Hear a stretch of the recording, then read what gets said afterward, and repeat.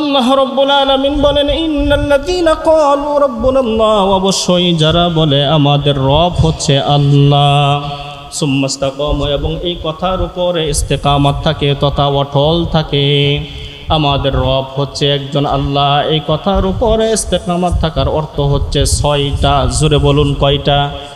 আমাদের রব আল্লাহ, এই কথার উপরে ইস্তেকামত থাকা, এটার অর্থ হচ্ছে 6টা। কয়টা? 6টা। 1 নম্বর, আমার ব্যক্তি জীবনের রব হচ্ছে আল্লাহ। 2 নম্বর, আমার পারিবারিক জীবনের রব হচ্ছে আল্লাহ। 3 নম্বর, আমার সামাজিক জীবনের রব হচ্ছে আল্লাহ। 4 নম্বর, আমার অর্থনৈতিক জীবনের রব হচ্ছে আল্লাহ। 5 নম্বর, রাষ্ট্রীয় জীবনের আমার রব হচ্ছে আল্লাহ। 6 নম্বর, আন্তর্জাতিক জীবনের রব হচ্ছে আমার আল্লাহ। ঠিক কিনা? এই সমস্ত জীবনের রব হচ্ছে কি? আল্লাহ। আমার ব্যক্তিগত জীবনের রব যদি আল্লাহ হয়, তাহলে আমার জীবনটা আল্লাহ রাব্বুল আলামিনের বিধান অনুযায়ী চলতে হবে। আল্লাহ রাব্বুল আলামিনের বিধান অনুযায়ী যদি না চলে, তাহলে আপনার আমার ব্যক্তিগত জীবনের রব আমি আল্লাহকে মানলাম না। গত শুক্রবারের আলোচনার বিষয় ছিল মৃত্যু। মৃত্যু সম্পর্কে আমরা আলোচনা করতেছিলাম। গত শুক্রবারে আমাদের আলোচনা শেষ হয়েছে যে মৃত্যু হচ্ছে একটা সুনিশ্চিত জিনিস, নিশ্চিত একটা জিনিস। এই মৃত্যু আজ না হয় কাল সকলের কাছে আমাদের আসবেই। এই মৃত্যু থেকে আমরা কেউ পলায়ন করতে পারবো না। মানুষ যদি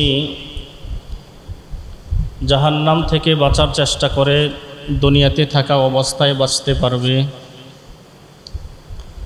মানুষ যদি কবরের আযাব থেকে দুনিয়াতে থাকা অবস্থায় বাঁচার চেষ্টা করে, বাঁচতে পারবে। কিন্তু একটা মানুষ তার জন্ম থেকে নিয়ে একেবারে শেষ পর্যন্ত যত চেষ্টাই করুক যে আমি মৃত্যু থেকে বাঁচব, কঠিন কালেও সে মৃত্যু থেকে বাঁচতে পারবে না। তো গত শুক্রবারে আমরা আলোচনা করেছিলাম যে মৃত্যু আমাদের হবেই। কোরআন এবং হাদিসের বিভিন্ন দলিল দিয়ে আমরা আলোচনা শেষ করেছিলাম যে মৃত্যু এটা হচ্ছে সুনিশ্চিত একটা জিনিস, এটা আমাদের কাছে আসবেই, আজ না হয় কাল। এটা থেকে আমরা কেউ রক্ষা পাব না। তো এই পর্যন্ত আমাদের আলোচনা শেষ হয়েছিল। বাস্তবতা হচ্ছে এটাই, আমরা দুনিয়ার যত মানুষ আছি সমস্ত মানুষেরা মিলেও যদি চেষ্টা করি আমরা মরব না, মৃত্যু থেকে আমরা বাঁচতে চাই, আমরা সকলেই যদি রাস্তায় দাঁড়িয়ে মানববন্ধনও করি, তারপরেও কি মৃত্যু থেকে বাঁচা যাবে ভাই? দুনিয়ার বিশ্বব্যাপী যত মানুষ আপনি দেখেন, সব মানুষ রাস্তায় নামলেন যে আমরা মরব না, মরতে চাই না, এরকম স্লোগান যদি আপনি কিয়ামত পর্যন্ত দিতে থাকেন, এই স্লোগানের 4 পয়সারও কোনো দাম নাই। সহজ একটা উদাহরণ আপনাদেরকে দেই। আমরা আগের যুগে দেখতাম, বিশেষ করে ছোট্টবেলায় আমরা দেখতাম, কোনো বাড়িতে বিবাহের আয়োজন হলে, বিবাহের অনুষ্ঠান হলে বউকে যখন উঠিয়ে দেওয়া হইতো, বউ তখন কান্না করতো না? বউকে যখন উঠিয়ে দেওয়া হইতো বউ তখন কান্না করতো। এখন বর্তমান যুগের বউরা কান্না করে না, হাসে। এটার মধ্যে যে কী পার্থক্য আল্লাহ তাআলাই ভালো জানে। তো ছোট্ট সময় দেখতাম বউদেরকে গাড়িতে যখন উঠিয়ে দিত, পালকিতে যখন উঠিয়ে দিত বা নৌকাতে উঠিয়ে দিত, তখন বউরা কান্না করতো আর বলতো যে মাকে ডাক দিয়া, বাবাকে ডাক দিয়া বলতো যে মা, বাবা, স্বামীর বাড়ি আমি যাব না, স্বামীর বাড়ি আমি যাব না, স্বামীর বাড়ি আমি যাব না। আচ্ছা বলুন, এই যে বউ গাড়িতে ওঠার পরে, পালকিতে চড়ার পরে, নৌকাতে ওঠার পরে বারবার কান্না করতেছে আর বলতেছে স্বামীর বাড়ি আমি যাব না, ময়মনসিংহের ভাষায় স্বামীর বাড়ি আমি যাইতাম না, স্বামীর বাড়ি আমি যাইতাম না। আচ্ছা বলুন তো, নৌকা কি থেমে আছে? গাড়ি কি থেমে আছে? পালকি কি থেমে আছে? না চলছেই। সে যতই বলুক, শেষ পর্যন্ত যদি এই স্লোগানই সে দিতে থাকে যে স্বামীর বাড়ি আমি যাব না, স্বামীর বাড়ি আমি যাব না, কিন্তু শেষ পর্যন্ত স্বামীর দরজায়, শ্বশুরের বাড়ির দরজায় তার ঠেকা লাগবেই। ঠিক না? ঠিক অনুরূপভাবে দুনিয়াতে থাকা অবস্থায় আমরা যতই স্লোগান দেই না কেন, যত কিছুই করি না কেন, যত ডাক্তার বলেন, ইঞ্জিনিয়ার বলেন, যা কিছু আছে সমস্ত বৈজ্ঞানিক ডাক্তার সবাইকে একত্রিত করে যদি বৈঠকও বসান যে আমি মারা যাব না, আমি মরব না, আপনারা আমাদেরকে এটা থেকে বাঁচান, কোনো ডাক্তার, কোনো ইঞ্জিনিয়ার, কোনো কবিরাজ, কোনো তান্ত্রিক কেউ আপনাকে আমাকে মৃত্যু থেকে বাঁচাতে পারবে না। মৃত্যু হবেই, আজ না হয় কাল। এখন মৃত্যুটা আমাদের কিভাবে হবে? গত শুক্রবারে বলেছিলাম মৃত্যু হচ্ছে দুই প্রকার। মৃত্যু কয় প্রকার? দুই প্রকার। দুনিয়ার আমরা যারা মানুষ আছি সমস্ত মানুষের মৃত্যুটা হয়তো দুই ধরনের, যে কোনো একটা ধরনে হবে। একটা হচ্ছে নেককারের মৃত্যু, আরেকটা হচ্ছে বদকারের মৃত্যু। নেককার মৃত্যু এটা হচ্ছে ভালো মৃত্যু, আর বদকারের মৃত্যু এটা হচ্ছে সবচাইতে খারাপ একটা মৃত্যু। তো মৃত্যু হচ্ছে দুই প্রকার, একটা হচ্ছে নেক মৃত্যু, ভালো মৃত্যু, আরেকটা হচ্ছে বদকারের মৃত্যু, খারাপ মৃত্যু। তো আগে আমরা নেককারের মৃত্যু সম্পর্কে আলোচনা শুনব, তারপরে বদকারের মৃত্যু সম্পর্কে আমরা আলোচনা শুনব ইনশাআল্লাহ। নেককার মানুষের মৃত্যুর সম্পর্কে বিশ্ব নবী সাল্লাল্লাহু আলাইহি ওয়াসাল্লাম মুসলিম শরীফের হাদিসের বর্ণনার মধ্যে বলেন, সাহাবায়ে কেরাম রাদিয়াল্লাহু তাআলা আনহুমরা বিশ্ব নবী সাল্লাল্লাহু আলাইহি ওয়াসাল্লামকে ঘিরে বসা। রাসূল করিম সাল্লাল্লাহু আলাইহি ওয়াসাল্লাম তিনিও একটা কবরকে সামনে রেখে বিশ্ব নবী সাল্লাল্লাহু আলাইহি ওয়াসাল্লাম বসে আছেন। এমন সময় সাহাবায়ে কেরাম রাদিয়াল্লাহু তাআলা আনহুমদেরকে বিশ্ব নবী সাল্লাল্লাহু আলাইহি ওয়াসাল্লাম বললেন, সাহাবীরা তোমরা শোনো, তোমরা দৈনিক কবর থেকে আল্লাহ রাব্বুল আলামিনের কাছে পানাহ চাইবা, কারণ কবর হচ্ছে এমন একটা ঘর যেই ঘরের কোনো সাথী নাই, যেই ঘরের কোনো বাতি নাই, যেই ঘরটা হচ্ছে মাটির ঘর। এই কবর থেকে তোমরা দৈনিক আল্লাহ রাব্বুল আলামিনের কাছে পানাহ চাইবা। এই হাদিসটা বিশ্ব নবী সাল্লাল্লাহু আলাইহি ওয়াসাল্লাম কবরের উপরে বসে সাহাবায়ে কেরাম রাদিয়াল্লাহু তাআলা আনহুমদেরকে শোনাইতেছেন। এরপরে বিশ্ব নবী সাল্লাল্লাহু আলাইহি ওয়াসাল্লাম সাহাবায়ে কেরাম রাদিয়াল্লাহু তাআলা আনহুমদেরকে বললেন, সাহাবীরা তোমরা শোনো, দুনিয়ার সমস্ত মানুষই মারা যাবে, দুনিয়ার মধ্যে কেউ বেঁচে থাকবে না, কেউ বাকি থাকবে না, সবাই কিন্তু একদিন না একদিন মারা যাবে। কিন্তু আল্লাহ রাব্বুল আলামিনের কাছে মৃত্যুটা হচ্ছে দুই ধরনের, একটা হচ্ছে নেককারের মৃত্যু, আর একটা হচ্ছে বদকারের মৃত্যু। এইটা বলার সঙ্গে সঙ্গে সাহাবায়ে কেরাম রাদিয়াল্লাহু তাআলা আনহুমরা বিশ্ব নবী সাল্লাল্লাহু আলাইহি ওয়াসাল্লামকে বললেন, ইয়া রাসূলুল্লাহ, ইয়া হাবিবাল্লাহ, এই মৃত্যু দুইটা সম্পর্কে আমাদেরকে একটু খোলাখুলিভাবে বলুন। এরপরে বিশ্ব নবী সাল্লাল্লাহু আলাইহি ওয়াসাল্লাম সাহাবায়ে কেরাম রাদিয়াল্লাহু তাআলা আনহুমদেরকে বললেন, শোনো, একটা নেককার মানুষের মৃত্যুর যখন সময় হয়ে যায়, মৃত্যু যখন ঘনিয়ে আসে, মারা যাবে অবস্থা, এই মুহূর্তে আল্লাহ রাব্বুল আলামিনের কাছ থেকে মালাকুল মউত তথা ফেরেশতাদের একটা দল আল্লাহ রাব্বুল আলামিন ওই মুমূর্ষ ব্যক্তিটার কাছে পাঠিয়ে দেয়। মুমূর্ষ ব্যক্তি মারা যাবে, একটা মানুষ কিছুক্ষণ পরে মারা যাবে। আমরা অনেকেই বুঝি না, অনেক মানুষদেরকে মৃত্যুর কোলে নিয়ে বসে থাকি যে মারা যাবে মনে হয় কিছুক্ষণ পরে, আজকে রাত মনে হয় টিকবে না। তো এরকম একটা লোক যখন মুমূর্ষ অবস্থায় থাকে, মৃত্যুর একেবারে ঠিক আগ মুহূর্তে, তখন আল্লাহ রাব্বুল আলামিনের কাছ থেকে মালাকুল মউত ফেরেশতাদের একটা দল আল্লাহ রাব্বুল আলামিন তাদের কাছে পাঠায়। পাঠানোর পরে বিশ্বনবী সাল্লাল্লাহু আলাইহি ওয়াসাল্লাম বলেন, ওই মুমূর্ষ ব্যক্তিটার কাছে আসার পরে দুইটা লান ধরে মুমূর্ষ ব্যক্তিটা শুয়ে আছে, ফেরেশতারা এসে তার দুই পাশে দুইটা লান ধরে মাদ্দা বাসরিহি সুউল বুজু, ওই মানুষটার দৃষ্টির সীমানা যত দূর পর্যন্ত যায় তত দূর পর্যন্ত ফেরেশতারা দুইটা লান ধরে বসে যায়। সুবহানাল্লাহ। মুমূর্ষ ব্যক্তিটা তার চোখের দৃষ্টির সীমানা যত দূর পর্যন্ত যায় তত দূর পর্যন্ত দুইটা লাইন ধরে রহমতের ফেরেশতারা আল্লাহর পক্ষ থেকে পাঠানো হয়, এই ফেরেশতারা দুইটা লাইন ধরে বসে যায়।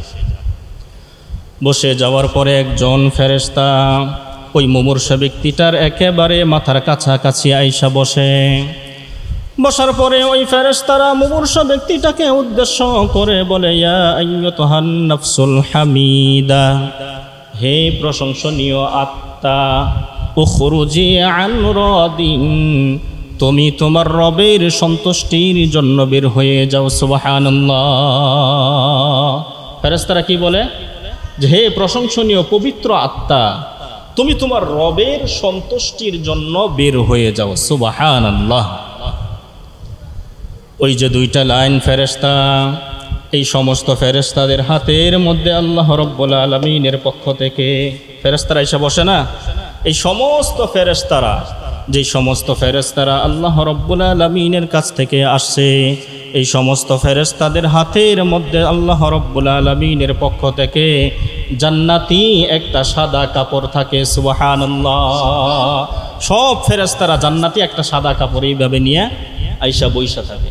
সব ফেরেশতারা, যত ফেরেশতারা আছে, মানে ওই মালাকুল, ওই মুমূর্ষ ব্যক্তিটার কাছে যত ফেরেশতারা আসে, ওই সমস্ত ফেরেশতাদের হাতের মধ্যে একটা কি থাকে? সাদা জান্নাতি একটা কাপড় থাকে। সুবহানাল্লাহ।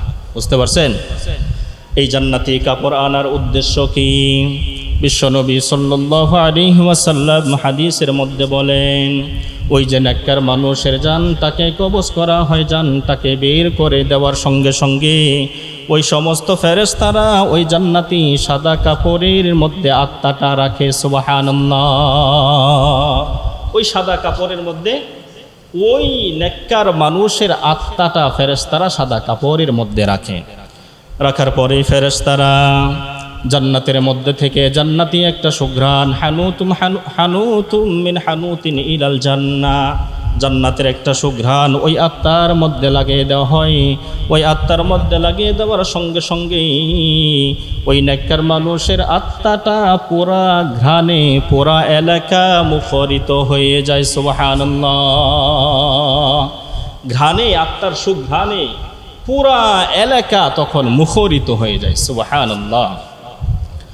ওই যে একজন ফেরেশতার কাছে আত্মাটা থাকে, বাকি যেই সমস্ত ফেরেশতারা আছে, যেই সমস্ত ফেরেশতারা থাকে, এই সমস্ত ফেরেশতারা আত্মাটা নেওয়ার জন্য কারাকারি আর পারাপারি করতে শুরু করে দেয়। সুবহানাল্লাহ। সমস্ত ফেরেশতারা কি করে? যে আত্মাটা আমার হাতে দাও, আমার হাতে দাও। এইভাবে সমস্ত ফেরেশতারা আত্মাটা নিয়া, নেককার মানুষের আত্মাকে নিয়ে পারাপারি আর কারাকারি করে। সুবহানাল্লাহ।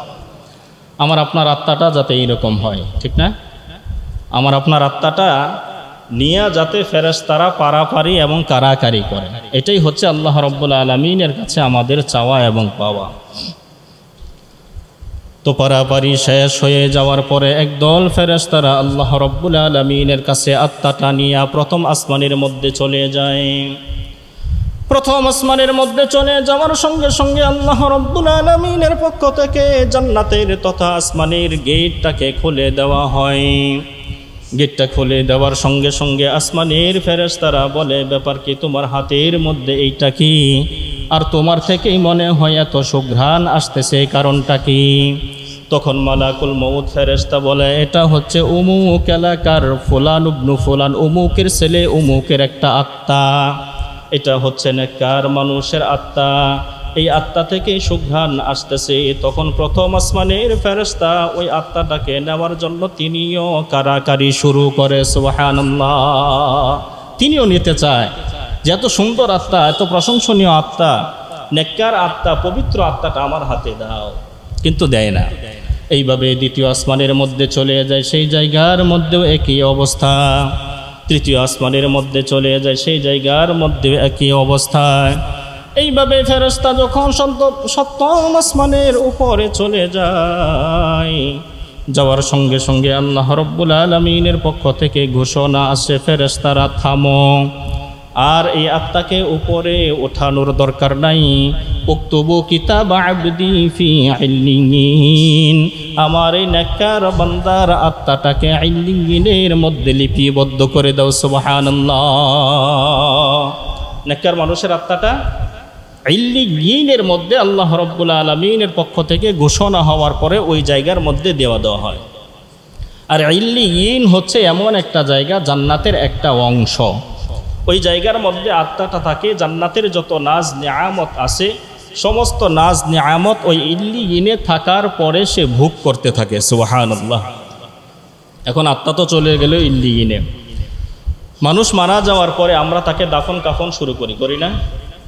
তখন শুধু লাশটাই বাকি থাকে দুনিয়াতে, আত্মা কিন্তু আর থাকে না। আত্মা ইল্লিয়িন নেককার মানুষের চলে যায়। তো এই লাশটাকে আমরা বাসতলে, গাছতলে, কলার বাগানে, গোরস্থানের মধ্যে আমরা কি করি? দাফন করি না? দাফন করি। যখন দুনিয়ার মানুষেরা এই মৃত ব্যক্তির লাশটাকে দাফন কাফন শেষ হয়ে যায়, বিশ্বনবী সাল্লাল্লাহু আলাইহি ওয়াসাল্লাম হাদিসের মধ্যে বলেন, আল্লাহ রাব্বুল আলামিনের পক্ষ থেকে তখন ঘোষণা করা হয়। ঘোষণা করার সঙ্গে সঙ্গে আল্লাহ রাব্বুল আলামিনের পক্ষ থেকে একদল ফেরেশতারা ওই নেককার মানুষের আত্মাটাকে ইল্লিয়িন থেকে স্বাগতম জানাইতে জানাইতে কবরের মধ্যে পৌঁছে দেয়। সুবহানাল্লাহ। সেখান থেকে আবার ফেরেশতাদের মাধ্যমে স্বাগতম জানাইয়া ওই নেককারের আত্মাটাকে কবরের মধ্যে পৌঁছে দেওয়া হয়। সুবহানাল্লাহ। পৌঁছে দেওয়ার সঙ্গে সঙ্গেই একদল ফেরেশতা আল্লাহ রাব্বুল আলামিন দুইজন ফেরেশতা কবরের মধ্যে পাঠায়। বিশ্বনবী সাল্লাল্লাহু আলাইহি ওয়াসাল্লাম বলেন, ফায়াতিয়ানিহি মালাকান। দুইজন ফেরেশতা তখন কবরের মধ্যে আসে। আসার পরে ফায়াজলিসানিহি, তাকে বসায়। ফায়াসআলানিহি, বসানোর পরে তাকে প্রশ্ন করে, মার রব্বুকা, বলো তো দেখি তোমার রব কে? ওই নেককার মানুষটা তখন সঙ্গে সঙ্গেই বলতে থাকে, রব্বি আল্লাহ, আমার রব হচ্ছে আল্লাহ। জোরে বলুন সুবহানাল্লাহ। আমার রব কে? আল্লাহ। আমাদের রব কে? আল্লাহ। এই কথার উপরে অটল থাকা, ইস্তেকামাত থাকা, এটার নামই হচ্ছে নেককার মানুষের গুণ।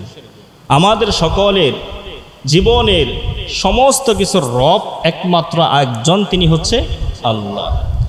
এই জন্যই আল্লাহ রাব্বুল আলামিন বলেন, ইন্নাল্লাযীনা ক্বালু রাব্বুনাল্লাহ সুম্মা ইসতাকামু তাতানাজ্জালু আলাইহিমুল মালাঈকাতু আল্লা তাখাফু ওয়া লা তাহজানু ওয়া আবশিরু বিল জান্নাতিল্লাতী কুনতুম তুআদুন।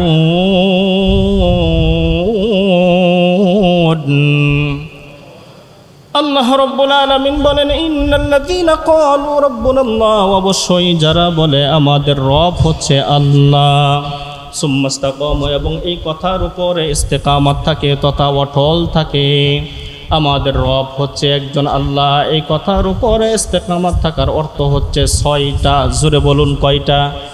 আমাদের রব আল্লাহ, এই কথার উপরে ইস্তেকামাত থাকা, এটার অর্থ হচ্ছে 6টা। কয়টা? 6টা। 1 নম্বর, আমার ব্যক্তি জীবনের রব হচ্ছে আল্লাহ। 2 নম্বর, আমার পারিবারিক জীবনের রব হচ্ছে আল্লাহ। 3 নম্বর, আমার সামাজিক জীবনের রব হচ্ছে আল্লাহ। 4 নম্বর, আমার অর্থনৈতিক জীবনের রব হচ্ছে আল্লাহ। 5 নম্বর, রাষ্ট্রীয় জীবনের আমার রব হচ্ছে আল্লাহ। 6 নম্বর, আন্তর্জাতিক জীবনের রব হচ্ছে আমার আল্লাহ। ঠিক কিনা? এই সমস্ত জীবনের রব হচ্ছে কি? আল্লাহ। আমার ব্যক্তিগত জীবনের রব যদি আল্লাহ হয়, তাহলে আমার জীবনটা আল্লাহ রাব্বুল আলামিনের বিধান অনুযায়ী চলতে হবে। আল্লাহ রাব্বুল আলামিনের বিধান অনুযায়ী যদি না চলে, তাহলে আপনার আমার ব্যক্তিগত জীবনের রব আমি আল্লাহকে মানলাম না। কারণ আমার জীবনটা যেহেতু আল্লাহর দেওয়া, সব কিছু আমার জীবনের যেহেতু রব হচ্ছে আল্লাহ, প্রতিপালক, পরিচালক, সব কিছু যেহেতু আল্লাহ, তাহলে হুকুমও চলবে কার? আল্লাহ। তাহলে নামাজ কেন পড়েন না বলেন? আমার ব্যক্তিগত জীবনের রব যদি আল্লাহ হয়, তাহলে নামাজ কেন পড়েন না? তার মানে বোঝা যায় আপনি ধোঁকাবাজ। আপনি ব্যক্তিগত জীবনে রব আল্লাহকে মানেন না, শুধু মুখে বলেন। ঠিক না? পারিবারিক জীবনের রব হচ্ছে আল্লাহ। পারিবারিক জীবনের রব যদি আল্লাহ রাব্বুল আলামিনকে মানেন, তাহলে আপনার ছেলে, আপনার বউ কেন নামাজ পড়ে না, অথবা আপনি নামাজের কথা বলেন না? তার মানে বোঝা যায় পারিবারিক জীবনেও আপনি আল্লাহ রাব্বুল আলামিনকে রব মানেন না। কথা বলেন ঠিক কি না? পারিবারিক জীবনে আপনি রব মানেন না। আপনার ছেলেকে নামাজের কথা বলেন না, মেয়েকে নামাজের কথা বলেন না, বউকে নামাজের কথা বলেন না, বউকে পর্দার কথা বলেন না। তার মানে পারিবারিকভাবেও আপনি রব আল্লাহকে মানেন না। ঠিক অনুরূপভাবে সামাজিক জীবনে রব আল্লাহকে মানা, সামাজিক জীবনে রব আল্লাহ রাব্বুল আলামিনকে মানার উদ্দেশ্য হচ্ছে, মানার অর্থ হচ্ছে সমাজের যত মানুষ আছে সমস্ত মানুষদেরকে নিয়ে আপনি দ্বীনের পথে চলবেন, মানুষদেরকে নামাজের দাওয়াত দিবেন, দ্বীনের দাওয়াত দিবেন, ইসলামের দাওয়াত দিবেন। আপনি যদি সমাজের মানুষকে ভালো কথা বলতে পারেন, নামাজের কথা যদি আপনি বলতে পারেন, ইসলামের কথা যদি আপনি বলতে পারেন, তাহলে আপনি সামাজিক জীবনে রব আল্লাহকে মানলেন। আর যদি এই সমস্ত কাজ আপনি যদি না করতে পারেন, তাহলে সামাজিকভাবেও আপনি রব আল্লাহকে মানলেন না। এই জন্য সামাজিকভাবেও রব কাকে মানা? আল্লাহকে মানা। ঠিক অনুরূপভাবে অর্থনৈতিকভাবে রব আল্লাহ রব্বুল আলামিনকে মানা। অর্থনৈতিকভাবে রব আল্লাহ রব্বুল আলামিনকে মানার অর্থ হচ্ছে আপনি কখনো সুদের কারবারের সঙ্গে সম্পৃক্ত হবেন না, কখনো ঘুষের কারবারের সঙ্গে সম্পৃক্ত হবেন না, কখনো অনৈতিক কাজ কারবার করে অর্থনৈতিক জীবন আপনি পরিচালনা করবেন না। আপনি যদি সুদের এবং ঘুষের কারবারের সঙ্গে সম্পৃক্ত থাকেন, তাহলে অর্থনৈতিক জীবনের মধ্যেও আপনি আল্লাহ রব্বুল আলামিনকে রব আপনি মানলেন না। পঞ্চম নম্বর হচ্ছে রাষ্ট্রীয়ভাবে আল্লাহ রব্বুল আলামিনকে রব মানা। ষষ্ঠ নম্বর হচ্ছে আন্তর্জাতিকভাবেও রব আল্লাহকে মানা। এইটা হচ্ছে রব মানার 6টা অর্থ। সুবহানাল্লাহ। তাহলে রব্বি আল্লাহ, আমার 6টা জীবনে রব যদি আমি আল্লাহকে মানতে পারি, তাহলে কবরের প্রথম প্রশ্ন যখন ফেরেশতারা বলবে আমার রব্বকা, তোমার রবকে, তখন আপনি সঙ্গে সঙ্গে বলে দিবেন রব্বি আল্লাহ, আমার রবকে আল্লাহ। এইবার ফেরেশতারা দ্বিতীয় প্রশ্ন করবে ওমান নাবিয়্যুকা, তোমার নবীকে? তখন উত্তরে বলবে ওই নেককার ব্যক্তিটা বলবে হাযা সাইয়্যিদুনা নাবিয়্যুনা মুহাম্মাদিন সাল্লাল্লাহু আলাইহি ওয়াসাল্লাম। রাসূল কারীম সাল্লাল্লাহু আলাইহি ওয়াসাল্লামের চেহারা সামনের দিকে ভাসাইয়া বলা হবে এই ব্যক্তিটাকে কি তুমি চিনো? নবীজির চেহারা সামনে ভাসানো হবে আর বলবে মান হাযার রাজুল, এই ব্যক্তিটাকে কি তুমি চিনো? তখন ওই নেককার মানুষটা বলবে যে হ্যাঁ, এই ব্যক্তিটা হচ্ছে সাইয়্যিদুনা মুহাম্মাদিন নাবিয়্যুনা সাল্লাল্লাহু আলাইহি ওয়াসাল্লাম, ইনি হচ্ছে আমাদের শেষ নবী মুহাম্মদুর রাসূলুল্লাহ সাল্লাল্লাহু আলাইহি ওয়াসাল্লাম। এইবার তাকে তৃতীয় নম্বর প্রশ্ন করবে ওয়ামা দীনুকা, তোমার ধর্ম কি, তোমার ইসলাম কি? ওই নেককার মানুষটা তখন বলবে আমার দিন, আমার ধর্ম হচ্ছে ইসলাম। জোরে বলুন সুবহানাল্লাহ।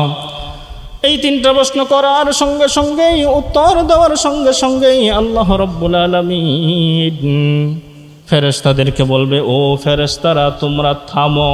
সুবহানাল্লাহ।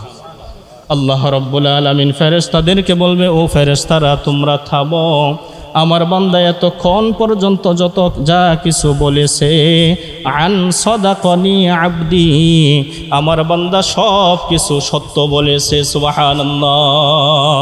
সব সত্য বলেছে আমার বান্দা, তোমরা ছেড়ে দাও।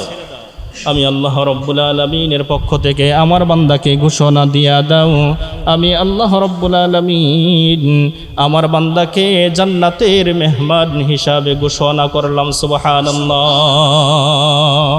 তখন আল্লাহ রব্বুল আলামিনের পক্ষ থেকে জান্নাতি মেহমান বলে তাকে ঘোষণা দেওয়া হবে। ঘোষণা দেওয়ার পরে কিন্তু শেষ না।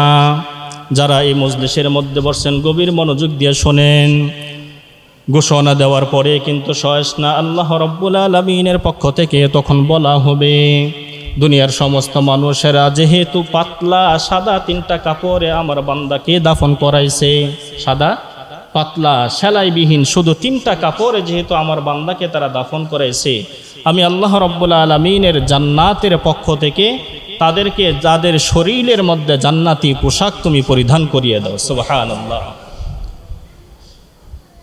রাসূল কারীম সাল্লাল্লাহু আলাইহি ওয়াসাল্লাম তখন বলেন সাহাবায়ে কেরাম রাদিয়াল্লাহু তাআলা আনহুমরা শুনতেছে, বিশ্ব নবী সাল্লাল্লাহু আলাইহি ওয়াসাল্লাম বলেন আল্লাহ রব্বুল আলামিনের পক্ষ থেকে তখন তাকে বলা হবে যে তার আলবিসুহু মিনাল জান্নাহ, তার শরীরের মধ্যে জান্নাতের পোশাক পরিয়ে দাও। ওয়াফতাহু লাহু বাবান আবওয়াবান ইলাল জান্নাহ, এবং জান্নাতের মধ্য হইতে কবর পর্যন্ত জান্নাতের মধ্য হইতে একটা রাস্তাকে প্রশস্ত করে দাও, এবং তার কবরের মধ্যে আমি আল্লাহ রব্বুল আলামিনের পক্ষ থেকে জান্নাতি বিছানা বিছিয়ে দাও। সুবহানাল্লাহ। তখন তার কবরের মধ্যে জান্নাতি বিছানা বিছিয়ে দেওয়া হবে, শরীরের মধ্যে জান্নাতি পোশাক পরিধান করিয়ে দেওয়া হবে, কবর থেকে নিয়ে মাদ্দা বাসরিহি সুউল বুজু, জান্নাত পর্যন্ত তার রাস্তাকে প্রশস্ত করে দেওয়া হবে। সুবহানাল্লাহ। ওই কবরে বসে বসে জান্নাতের নাজ নেয়ামত, জান্নাতের বাতাস হাওয়া আসতে থাকবে, আর সেই ব্যক্তিটা কবরের মধ্যে বসে বসে এগুলো উপভোগ করতে থাকবে। সুবহানাল্লাহ। এরপরে আল্লাহ রাব্বুল আলামিন বলবে, বান্দা কবরের মধ্যে এইবার ঘুমাও। তখন বান্দা ঘুমিয়ে যাবে। আল্লাহ বলবে, ফেরেশতারা বলবে যে ঘুমাও, তখন বান্দা কি হয়ে যাবে? সাথে সাথে ঘুমিয়ে যাবে। ঘুমানোর আগে আল্লাহ রাব্বুল আলামিন বলবে, তোমার এই ঘুমকে কেউ ডিস্টার্ব করবে না, কেউ তোমাকে জাগ্রত করবে না। কিয়ামতের ময়দান যেদিন কায়েম হয়ে যাবে, তখন আমি আল্লাহ রাব্বুল আলামিন তোমার মাশউক হয়ে নিজে তোমাকে কবর থেকে জাগ্রত করব। সুবহানাল্লাহ। এই জায়গার মধ্যে বিশ্বনবী সাল্লাল্লাহু আলাইহি ওয়াসাল্লাম চমৎকার একটা উদাহরণ দিয়ে বলেছে। আল্লাহ রাব্বুল আলামিন বলবে, বাসর রাত্রে জামাই যেমনিভাবে ঘুমায়, ঠিক অনুরূপভাবে ওই নেককার বান্দাটা কবরের মধ্যে ঘুমিয়ে যাবে, কেউ ডিস্টার্ব করবে না। আচ্ছা বলুন তো, বাসর রাতে জামাই তথা দোলা মিয়া বর যখন ঘুমায়, তার বউ সারা বরকে জামাইকে কি আর কেউ ডাক দেয়? ভাই কি বলেন, ডাক দেয় বাসর রাত্রে? হ্যাঁ, কি বলেন? আপনাদেরকে দিয়েছিল কেউ? বাসর রাত শেষ হওয়ার পরের দিন সকালবেলায় আপনার মা, আপনার বাবা, এরকম কেউ ডাকছিল, ডিস্টার্ব করছিল আপনাদেরকে? হ্যাঁ, করে নাই। শুধু বই সকালবেলায় আপনার কি ভাঙছে? ঘুম ভাঙছে, তাই না? অনেকে মাথা লাড়তেছে, অনেকে লজ্জা, মানে ভাই লজ্জার কি আছে? হয়েছে তো আপনার সাথে, এরকম হয় নাই? তো আল্লাহ রাব্বুল আলামিনও বলবে যে, বান্দা বাসর রাত্রে যেমনিভাবে জামাই ঘুমায়, কেউ ডিস্টার্ব করে না, ঠিক অনুরূপভাবে আজকে তুমি কবরের মধ্যে ঘুমাও।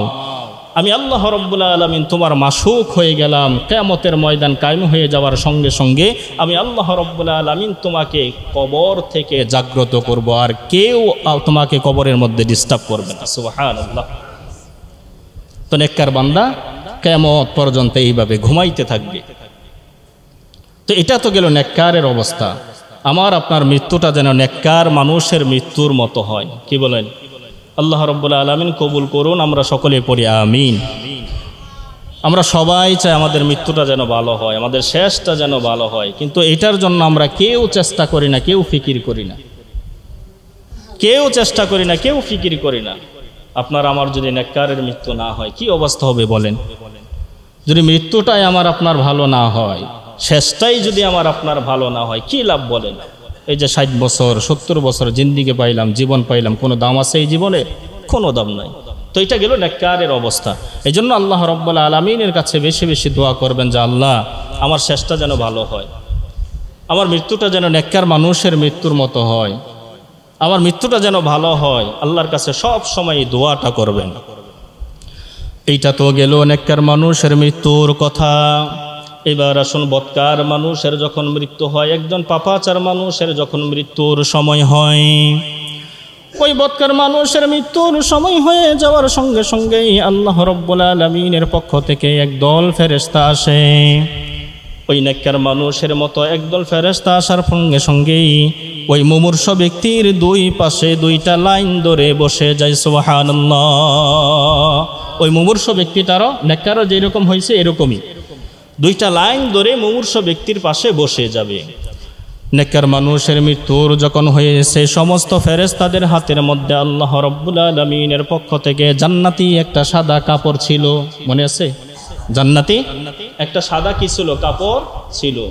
কিন্তু বদকার মানুষের মৃত্যুর যখন সময় হবে, ফেরেশতাদের হাতের মধ্যে সাদা কোনো কাপড় থাকবে না, ফেরেশতাদের হাতের মধ্যে সালার চট থাকবে। জোরে বলুন নাউজুবিল্লাহ। কি থাকবে? সালার একটা চট সমস্ত ফেরেশতাদের হাতের মধ্যে থাকবে। ওই নেককার মানুষের পাশে একেবারে মাথার কাছাকাছি একজন ফেরেশতা বসবে। বসার সঙ্গে সঙ্গে বলবে, আইয়াতুহান নাফসুল খবিসা, হে খারাপ আত্মা, হে পাপাচার আত্মা, হে খবিস আত্মা, আল্লাহ রাব্বুল আলামিনের হুকুমে তুমি বের হয়ে যাও। এই কথা বলার সঙ্গে সঙ্গেই বদকার মানুষের আত্মাটা দেহ থেকে বের হইতে চাইবে না। ওই আত্মাটা তখন শরীরের 360টা রগের মধ্যে 60টা জোড়ার মধ্যে তখন ঘোরাঘুরি করতে চাবে, ক্ষীণকালেও কোনোভাবে বের হইতে চাইবে না। এমন সময় আল্লাহ রাব্বুল আলামিনের পক্ষ থেকে মালাকুল মউত তথা আজরাইল আলাইহিস সালাতু ওয়াস সালাম ওই আত্মাটাকে থাবা মেরে এইভাবে ধরবে। ধরার সঙ্গে সঙ্গেই আজরাইল আলাইহিস সালাতু ওয়াস সালাম আত্মাটাকে টেনে ছিঁড়ে ছিঁড়ে বৎকার মানুষের দেহ থেকে বের করবে। জোরে বলুন নাউজুবিল্লাহ। গত শুক্রবারে আপনাদেরকে বলেছিলাম একজন বৎকার মানুষের মৃত্যুটা কিভাবে হয়। একটা তুলার স্তূপ থেকে একটা লোহা, তুলাটা ভিজানো অবস্থায় আছে, এই লোহাটা বের করতে যেই রকম কষ্ট হয়, ওই লোহার মধ্যে যেমনিভাবে তুলা ছিঁড়ে ছিঁড়ে থাকে, বৎকার মানুষের দেহ থেকে যখন রূহটাকে বের করবেন, জানটাকে বের করবেন আজরাইল আলাইহিস সালাতু ওয়াস সালাম, তখন তার রূহটা তার দেহ থেকে ছিঁড়ে ছিঁড়ে এইভাবে বের হবে। নাউজুবিল্লাহ। বিশ্বনবী সাল্লাল্লাহু আলাইহি ওয়াসাল্লাম মৃত্যুর কষ্ট বোঝানোর জন্য আরেকটা হাদিস আপনাদেরকে শোনাই। নবীজি বলেছেন, একটা তাজা জীবন্ত একটা বকরি জবাই ছাড়া উল্টা টেনে ছিলাইলে যেমনিভাবে বকরির কষ্ট হবে, এর চাইতে বেশি বৎকার মানুষের কষ্ট হবে। জোরে বলুন নাউজুবিল্লাহ। তো এইভাবে বৎকার মানুষের মৃত্যুটা হবে। হওয়ার পরে আত্মাটা যখন তার দেহ থেকে বের হবে, বের হওয়ার সঙ্গে সঙ্গে গন্ধে পুরা এলাকা একেবারে দুর্গন্ধময় হয়ে যাবে। আর নেককার মানুষের আত্মা যখন বের হয়েছিল কি হয়েছিল? সুঘ্রাণ বের হয়েছিল না? আর বৎকারের আত্মা যখন বের হবে তখন একটা দুর্গন্ধ বের হবে। গন্ধে ফেরেশতারাও টিকতে পারবে না, ফেরেশতারাও দৌড়াদৌড়ি শুরু করে দিবে, ফেরেশতারাও এই আত্মাকে নিতে চাবে না। তখন এই আত্মাটা ফেরেশতারা ওই যে ইটের ওই যে সালার বস্তা আনছিল, সালার বস্তার মধ্যে আত্মাটাকে ঢুকাবে। ঢুকানোর পরে অন্যান্য ফেরেশতারা বলতে থাকবে, এই আত্মাকে সরাও, এই আত্মা আমাদের কাছে আনার দরকার নাই, সরাও সরাও। সমস্ত ফেরেশতারা তখন আত্মা থেকে পলায়ন করতে চাবে। তখন মালাকুল মউত আজরাইল আলাইহিস সালাতু ওয়াস সালাম অথবা আজরাইল আলাইহিস সালাতু ওয়াস সালামের পক্ষ থেকে পাঠানো প্রতিনিধি ফেরেশতা মালাকুল মউত এই আত্মাকে নিয়ে আসমানের মধ্যে উঠতে চাইবে। উঠতে চাওয়ার সঙ্গে সঙ্গে আল্লাহ রাব্বুল আলামিন বলবে, ফেরেশতারা থামো, আমার এই বৎকারের আত্মাটা আসমানেই আনার দরকার নাই। জোরে বলুন নাউজুবিল্লাহ। এটাকে উপরে আনারই দরকার নাই। আল্লাহ রাব্বুল আলামিন বলবেন, উকতুবু কিতাব আবদি ফি সিজ্জিন, আমার এই বৎকার বান্দার আত্মাটাকে তুমি সিজ্জিনের মধ্যে লিপিবদ্ধ করে দাও। আমরা হয়তো ইল্লিন এবং সিজ্জিন অনেক জায়গায় শুনেছি। ইল্লিন হচ্ছে জান্নাতের একটা জায়গা, আর সিজ্জিন হচ্ছে জাহান্নামের একটা অংশ, জান্নাতের একটা জায়গা। এই সিজ্জিনের মধ্যে যখন বৎকারের আত্মাটাকে আল্লাহ রাব্বুল আলামিনের পক্ষ থেকে দিয়ে দেওয়া হবে, ওই সিজ্জিনের মধ্যে জাহান্নাম থেকে আগুনের ধোঁয়া, আগুনের তাপ আসতে থাকবে। আর এইভাবে সে কিয়ামত পর্যন্ত জাহান্নামের শাস্তি ভোগ করতে থাকবে। জোরে বলুন নাউজুবিল্লাহ। এখন আমরা তো আত্মাটা আল্লাহ নিয়ে গেল, সিজ্জিনের মধ্যে লিপিবদ্ধ করে দেওয়া হলো। এখন আমরা এই মানুষটাকে দাফন করলাম গুরুস্থানে, করলাম না? তখনও কিন্তু কি নাই, তার দেহের মধ্যে আত্মা নাই। দাফন কাফন যখন শেষ হয়ে যাবে, শেষ হয়ে যাওয়ার পরে আল্লাহ রাব্বুল আলামিনের পক্ষ থেকে ফেরেশতাদের মাধ্যমে এই সিজ্জিন থেকে এই বৎকার মানুষের আত্মাটাকে কবরের মধ্যে পৌঁছে দেওয়া হবে। কবরের মধ্যে পৌঁছে দেওয়ার সঙ্গে সঙ্গে এই দুইজন ফেরেশতা কবরের মধ্যে আসবে। রাসূল কারীম সাল্লাল্লাহু আলাইহি ওয়াসাল্লাম বলেন, ফায়াতিয়ানিহি মালাকান, দুইজন ফেরেশতা কবরের মধ্যে আসবে। ফায়াজলিসানিহি, তাকে বসাবে। ফায়াসালানিহি, এবং তাকে প্রশ্ন করবে, মার রব্বুকা, বলো তো দেখি তোমার রব কে। নেককার মানুষকে প্রশ্ন করছে, তাকেও কি করা হবে? প্রশ্ন করা হবে। আর বলা হবে যে মার রব্বুকা, বলো তোমার রব কে। এইটা বলার সঙ্গে সঙ্গেই তখন সে হা করে তাকিয়ে থাকবে আর বলতে থাকবে, হা হা লা আদরি লা আদরি, আমি তো কিছুই জানি না, আমি তো কিছুই জানি না। ফেরেশতারা এবার প্রশ্ন করবে, আমার নবিয়ুকা, বলো তো তোমার নবী কে। তখন বলতে থাকবে, হা হা লা আদরি লা আদরি, আমি তো জানি না আমার নবীকে। তখন বলবে ওমা দিনুকা, তোমার ধর্ম কি, তোমার দিন কি? তখন সে বলতে থাকবে হা হা লা আদরি লা আদরি, আমি তো কিছুই জানি না, আমি তো কিছুই জানি না। এইটা বলার সঙ্গে সঙ্গে আল্লাহ রাব্বুল আলামিন ফেরেশতাদেরকে বলবে হে ফেরেশতারা তোমরা থামো। এইবার আল্লাহ রাব্বুল আলামিন বলবেন আন কাযাবানি আবদি, আন কাযাবানি আবদি, এতক্ষণ পর্যন্ত আমার বান্দা যা কিছু বলেছে সব কিছু মিথ্যা বলেছে। জোরে বলুন নাউজুবিল্লাহ। এরপরে আল্লাহ রাব্বুল আলামিনের পক্ষ থেকে বলে দেওয়া হবে তার কবরের মধ্যে জাহান্নামের বিছানা বিছিয়ে দাও, দেহের মধ্যে জাহান্নামী পোশাক পরিধান করিয়ে দাও, আর কবর থেকে জাহান্নাম পর্যন্ত একটা রাস্তাকে প্রশস্ত করে দাও। এই যা রাস্তা দিয়া যেন জাহান্নামের আগুনের গলতিগুলা আসতে থাকে, আর এটা যেন সে কিয়ামত পর্যন্ত পাইতে থাকে। জোরে বলুন নাউজুবিল্লাহ। এইভাবে কিয়ামত পর্যন্ত চলবে। এজন্য ভাই আমার আপনার মৃত্যুটা যাতে নেককারের মৃত্যু হয়, কি বলেন? আমার আপনার মৃত্যুটা যেন ভালো মৃত্যু হয়। ভালো মৃত্যু হওয়ার জন্য দুনিয়াতে ভালো কাজ করার দরকার। আর কত ভাই নামাজ ছাড়া বলেন, আর কত নামাজ ছাড়া থাকবেন বলেন? নামাজ পড়বেন তো ইনশাল্লাহ, ভালোদের কাতারে আসবেন তো ইনশাল্লাহ, ভালো হওয়ার চেষ্টা করবেন তো ইনশাল্লাহ। আমার আপনার শেষটা যেন ভালো হয়, শেষটা যেন ভালো হয়, মৃত্যুটা যেন নেককারের মৃত্যু হয়। এই যে এত জীবন পার করলাম, মৃত্যুই যদি আমাদের ভালো না হয়, আমরা যদি জাহান্নামী হই, তাহলে কি লাভ বলেন? কি লাভ? কোনো লাভ আছে? কোনো লাভ না। এই জন্য ভাই আসুন তওবা করি, আল্লাহর পথে ফিরে আসি, ভালো হয়ে যায়। আজ থেকেই হয়ে যায়, কালকে থেকে হবো না, পরশু দিন থেকে হবো না, আজকে থেকেই হবে ইনশাল্লাহ। রাজি আছি তো ইনশাল্লাহ? আল্লাহ রাব্বুল আলামিন আমাদের সকলকে তৌফিক দান করুক, আমরা সকলে পড়ি আমিন। নেককারের মৃত্যুর কিছু আলামত আছে, এই আলামতগুলো সামনের জমায় বলবো ইনশাল্লাহ। মৃত্যুর সময় কি কি লক্ষণ দেখলে একটা মানুষ মারা যাইতেছে, তার মারা যাওয়ার মধ্যে অনেক কিছু চেহারার মধ্যে বেশি ওঠে না? কি কি লক্ষণ দেখলে আমরা বুঝবো যে এই লোকটার ভালো মৃত্যু হয়েছে, অথবা এই আলামতগুলো যদি না থাকে এই মানুষটার খারাপ মৃত্যু হয়েছে কিনা আমরা কিভাবে বুঝবো? এই ব্যাপারে আমরা সামনের শুক্রবারে বিস্তারিত আলোচনা করবো ইনশাআল্লাহ। আল্লাহ রাব্বুল আলামিন